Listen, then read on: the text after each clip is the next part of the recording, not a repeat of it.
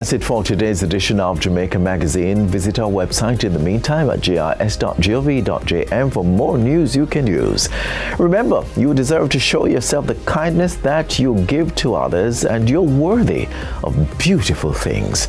On behalf of the entire team here at the GIS, I'm Adrian Atkinson. Thank you so much for watching, and do stay safe.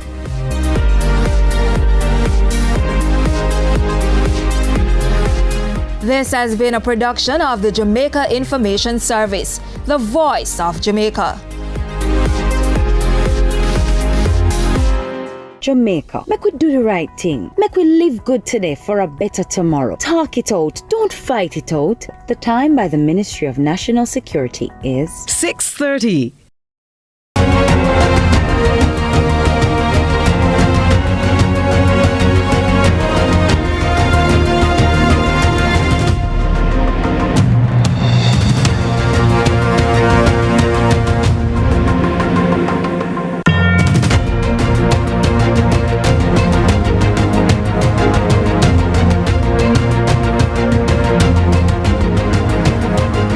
Suicide is one of the most pressing public health and social challenges facing our country today.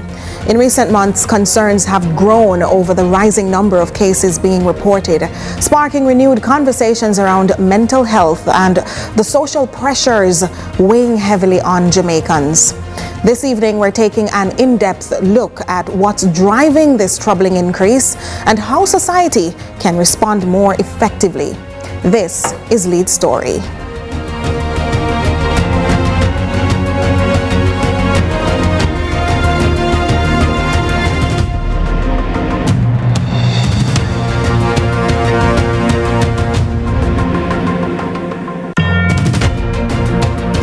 Good evening. This evening in Lead Story, we are joined by Senior Communications Strategist within the Jamaica Constabulary Force at its Corporate Communications Network, SSP Dennis Brooks, and on Zoom by the President of the Jamaica Psychiatric Association, Dr. Brian Kazara. And our topic, of course, we're looking into policing suicide. Is it even possible? I'll get to that soon, SSP. But the Jamaica Constabulary Force is drawing national attention to a concerning trend in suicide cases recorded across the island this year, and is reminding that suicide is not solely a policing matter. Rather, it says it's a broader public health and social challenge. We have a package prepared for you. According to the JCF, between January and September 2025, a total of 44 suicides were recorded when compared to 53 cases for the same period in 2024. This represents a near 17% year-on-year decline. At face value, the authorities say this decline appears positive. However, the monthly breakdown reveals a troubling pattern. Suicides were consistently lower in the first 6 months of 2025 when compared with 2024, but the second half of the year has seen a reversal. July 2025 recorded 8 suicides, a 33% increase over July 2024, while August rose by 20% and September rose by 25% in comparison to the same months last year. The police statement indicates that the data also point to geographic shifts. In 2024, St. James, St. Elizabeth, St. Catherine South, and St. Thomas all reportedly recorded notable spikes. In 2025, however, St. Catherine North has been disproportionately represented, recording 4 cases in July alone. This, police say, underlines that suicide is not a uniform national issue, but often reflects localized socio-economic or community pressures. Added to that, gender continues to be a critical dimension. The overwhelming majority of suicides remain among males. However, the JCF notes there are indications that suicides among women, while still relatively low, may be edging upwards. The body shares this signals the need for urgent gender-sensitive interventions, as women's experiences with self-harm often differ and may be linked to domestic, relational, or social factors that require tailored responses. As law enforcement, the JCF says it recognizes that suicide is not solely a policing matter, but a broader public health and social challenge. The police are therefore calling on all relevant stakeholders, including public and mental health professionals, social workers, educators, community leaders, and faith-based organizations to intensify their interventions. The JCF insists coordinated action is urgently needed to strengthen community resilience, provide counseling and support services, and respond effectively to the vulnerabilities that may be driving these increases. In recent weeks, teen suicide and suicide in general has commanded media attention, with a number of suspected victims, including 2 teenagers and a former Miss Universe contestant. If you or anyone you know may be finding it hard to cope, you may call the Jamaica Mental Health and Suicide Prevention Helpline at 888-NEW-LIFE. That's 888-639-5433. The NCDA helpline at 876-564-HELP. And remember, youth can chat free, confidentially, and anonymously with a You Matter counselor by texting the word support to YouReport at 876-838-4897. With that, we take a break. We'll be right back. More in Lead Story after.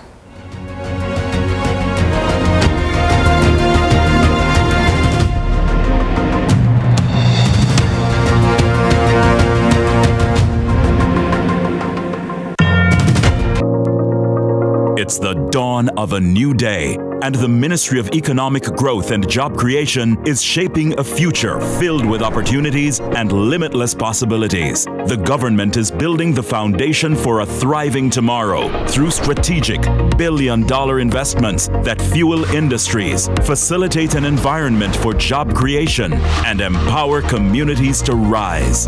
We are transforming Jamaica with world-class, sustainable infrastructure, creating a nation where every Jamaican can achieve more and build a lasting legacy.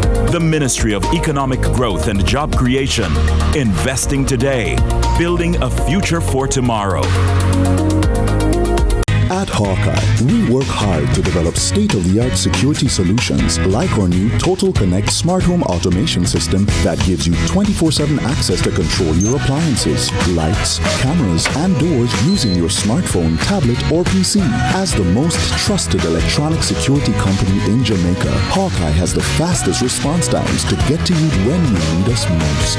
Trust Hawkeye's Total Connect. Hawkeye, securing what matters most. Finance on CVM, you know. But mums, you can't watch it on CVM website, man. Score! My son score! My son score! My son score! My son score! Greatness begins here.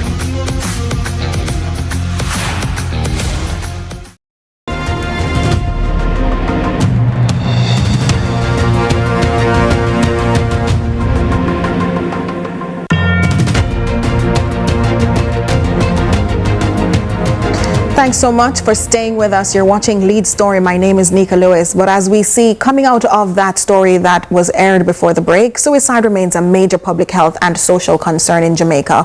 Between January and September this year, the JCF recorded 44 suicides compared to 53 last year. It's a slight decline overall, but the monthly breakdown tells a different story. Now, the JCF is stressing that suicide is not just a policing issue, but a wider public health challenge, calling for urgent collaboration among health professionals, educators, and the like. So, with recent cases involving 2 teenagers, a former Miss Universe contestant, the conversation, as we've said, has taken on greater urgency. And we're talking now in studio with SSP Dennis Brooks of the Jamaica Constabulary Force and the communications arm of the force, CCN. And we also have joining us on Zoom, Dr. Brian Kazara, President of the Jamaica Psychiatric Association, to discuss the deeper issues behind suicide. Gentlemen, thank you. SSP Brooks, we've looked at this information. We've, at a first glance, heard that there are some declines. But how do we not expect it to be a positive? We've heard declines, and then we heard there might be a spike in the last 3 months. All right, and I want to be careful of the language that we use, because sometimes we create trends through our language. Panic even? Yeah, we create unnecessary panic, and I don't want to have that moral panic effect. But it is important to draw attention to it, because one life lost is too many. But the truth is that in recent weeks, the question has arisen, and when we do our environmental scans, we realize that persons are asking the question: does it feel like more people are committing suicide? Like, does it feel like suicide is on the rise? And so we looked at the numbers, and the numbers suggest it depends on how you're looking at it. So if you're looking at it this year compared to last year, no.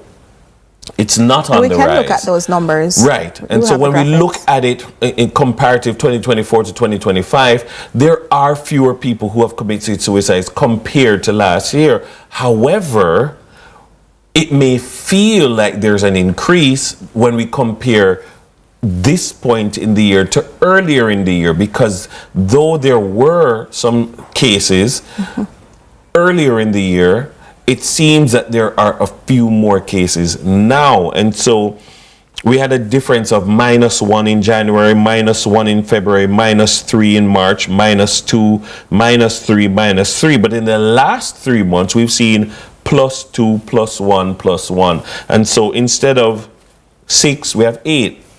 Instead of 5, we have 6. Instead of 4, we have 5. And so that influences a recency bias in our minds and makes us feel that it's on the rise. But it is something worth drawing attention to, especially as we head down to the latter months of the year, when in terms of the festive season, when person may report a higher prevalence of feeling depressed and loneliness, etc., etc.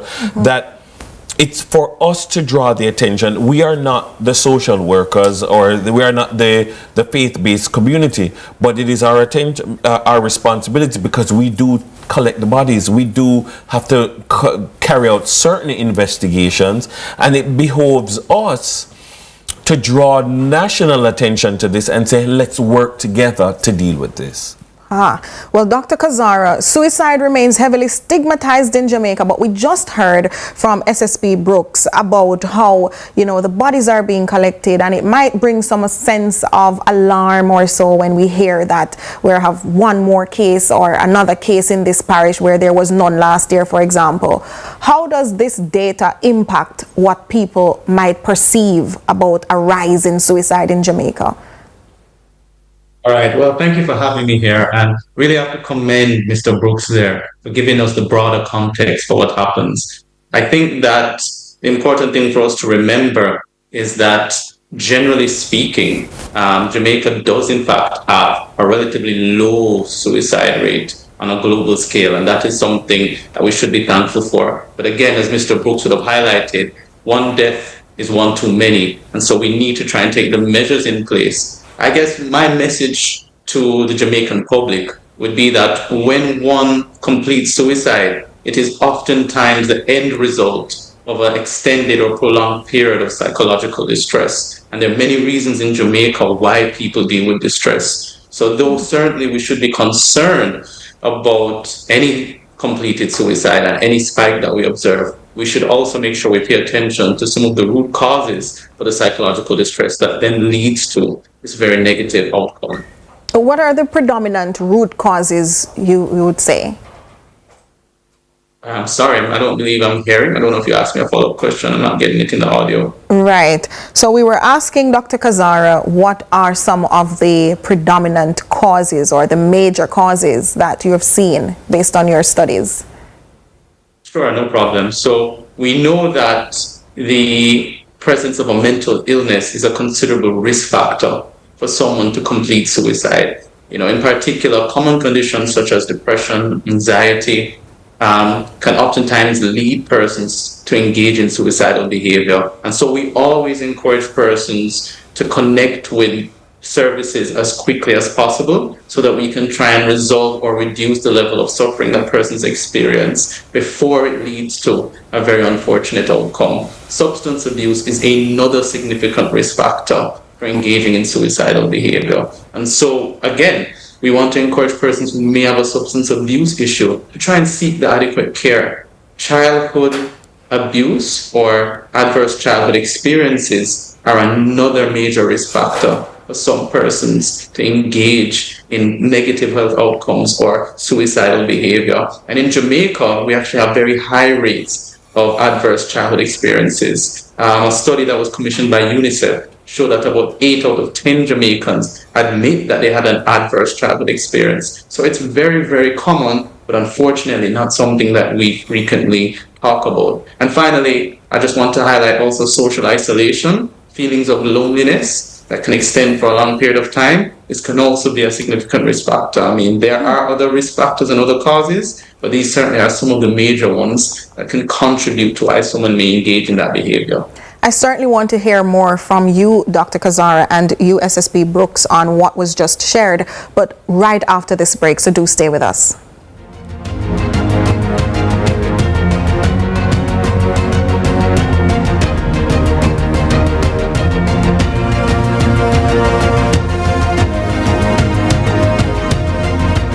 Get ready to take flight. It's Aviation Expo 2025 in collaboration with the Airports Authority of Jamaica and the Jamaica Civil Aviation Authority, the island's ultimate aviation showcase and family fun day. Join us Saturday, October 4 from 12 to 8 p.m. at Tinson Penn Aerodrome in Kingston with show host Ian I.T. Ellis.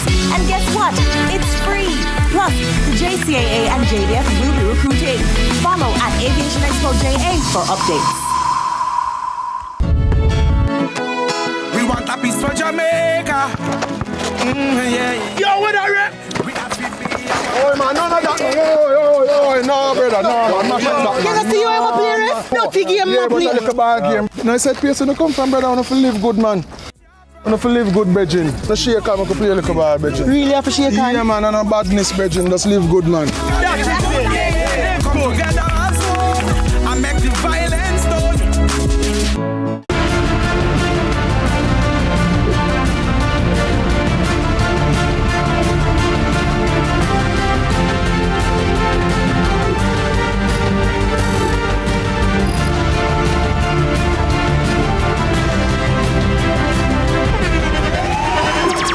The internationally acclaimed On Stage with Winford Williams. At a new time, Saturdays at 8 p.m. on CVM TV. So much more than entertainment.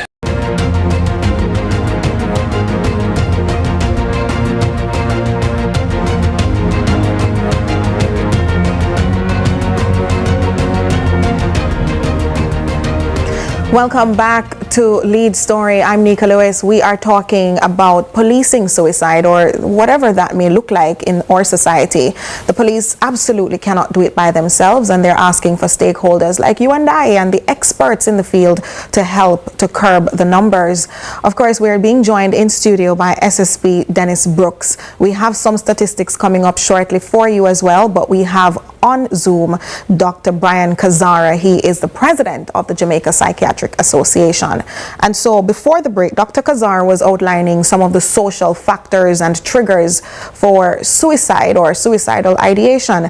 And we had Dennis Brooks, SSP Brooks. I'm still trying to familiarize myself, you know. But Dennis, we were talking in the break about some of the matters that were raised by Dr. Kazara. I think he raises several important points, and we need to not understate the importance of that feeling of isolation. Social connectedness is an important factor in reducing that proclivity. And I think that we need to appreciate that one of the reasons why, for instance, the police put a lot of resources through community safety and security into building social connectedness, reducing unattached youth, and because unattached youth become unattached adults. And the risk factors for suicide when investigations are done many times too late after the fact. When you listen to people, you hear reports that some people may commit suicide for economic reasons or economic drivers. So Some they people lost their job. People or mounting debt and or the collapse of a business, for instance. Other people may commit suicide for more emotive or social reasons or psychosocial reasons, and some people people have raised issues of, like, for instance, bullying.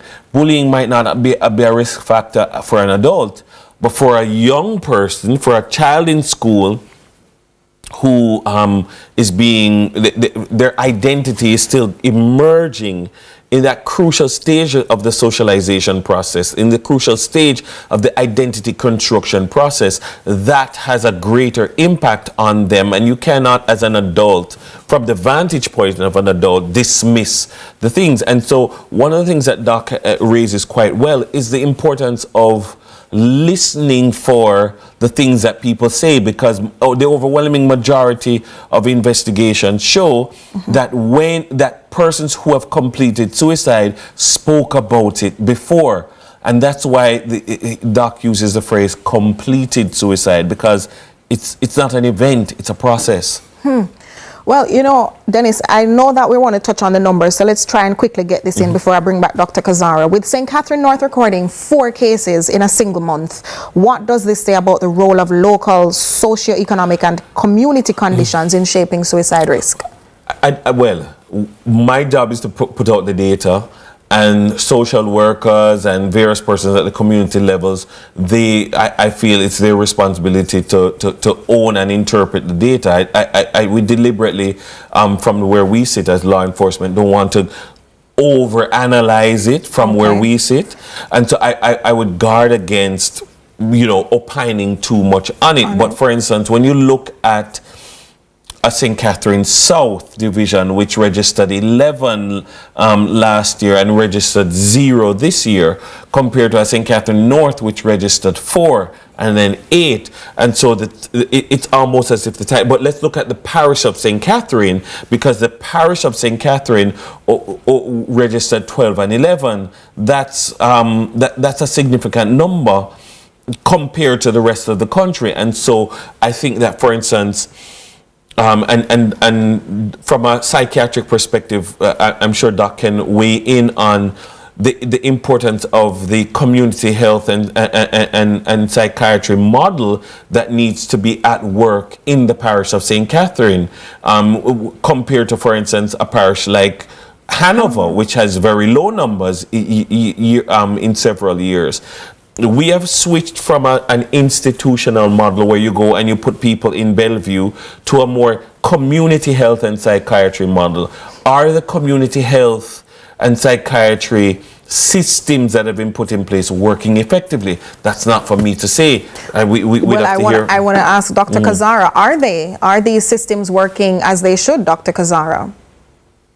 What I will say, Mr. Brooks really highlights some very important things. And having a robust community mental health service is an excellent way of ensuring that we can optimize the mental health of Jamaicans. Because the reality is that you get better outcomes when persons are consistently followed up in their community. When persons come to the hospital for an acute issue, our job is to stabilize them and get them back out in the community as quickly as possible. But if there's not that kind of consistent follow-up with them, then when they come across stressors or various other issues, some of which Mr. Brooks would have highlighted, then they are vulnerable and are at risk for engaging in negative behaviors, such as suicidal behavior. So what I would say is absolutely having a robust community mental health system is what we should be aiming for. But I can tell you, as someone who engages with that system regularly, is that we have very hard-working professionals, guys that are working around the clock, but the demand for mental health services in the community is so great that it actually outstrips some of the resources that are available. And so I think what would be great for Jamaica, particularly in high density population areas like St. Catherine, would be for us to find a way to inject more resources into the community mental health services so that we can better equip the already hard-working professionals that are there. All right, before we go, I want to quickly grab you again, Dr. Kazara. somebody calls you, a friend, a family member says, I'm thinking about doing it. What do I say to that person? I know I might say, no, don't do it, but what next? All right. So first, I'm happy that you've highlighted that being a listening and supportive ear can go a long way. So listen to what they have to say. Sometimes it may be a cry for help, and just having someone listen to them and allow them to process what they're experiencing can help a long way in resolving the issue. Another thing that we want to recommend is to suggest that they seek out professional care, because when persons are describing suicidal thoughts, it's always something to take seriously. They can go to their nearest health center, which will have a medical professional available, or if it's a more emergent situation, then you can direct them to the emergency room of our public hospitals, including Bellevue Hospital, where they can receive care from doctors that are well trained in dealing with it. Also, if you want a more immediate fix or a more immediate resource, there is the 188 New Life hotline that you guys have already highlighted. That's an important resource that we always suggest persons take advantage of. So those are some of the things. First, be a listening and supportive ear, and then direct them towards professional care. All right. Well, suicide is not traditionally a policing matter, some would say, but as first responders, are you trained, equipped, resourced enough to handle these things? In terms of handling what?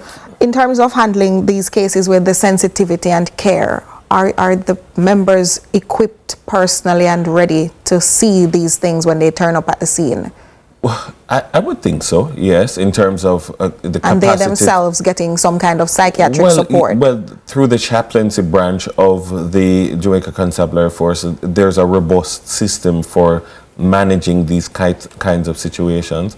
But I mean, in those moments, our thoughts are for the families who are left behind. Our thoughts are for the person who has had this particular episode that has resulted in this situation. There are so many spin-off stories that we could, if we had more time, discuss that it impacts families, it impacts communities, and people